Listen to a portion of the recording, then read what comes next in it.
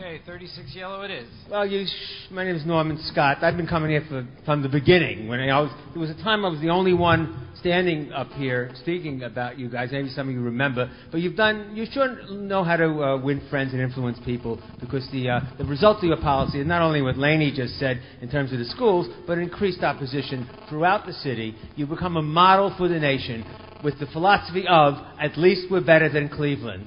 When you compare to New York State, the other part of your philosophy is, at least we're better than Rochester.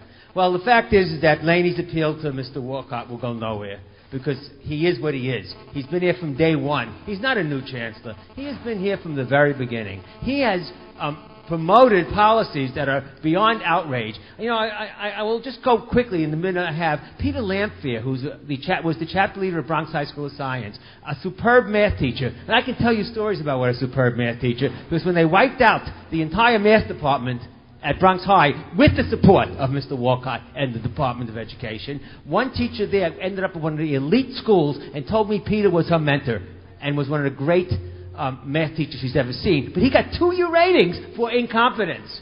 Why? Because he's a chapter leader. The union rep who defended his people. And when the courts just threw out the case, the Department of Education says, we are outraged that they threw out the case. We are going to appeal. They know full well that Peter is a great teacher. And this is a department that has to go to the Philippines to get math teachers. But they're willing to fire a math teacher of superb quality because he stands up for his members. Does that tell you what the priorities of Mr. Walcott and this panel are? And you guys who are sitting there, you just sit there and support every single thing these people do. You go home at night and pat yourselves on the back. You think you're doing something right. Your shame on you is beyond belief.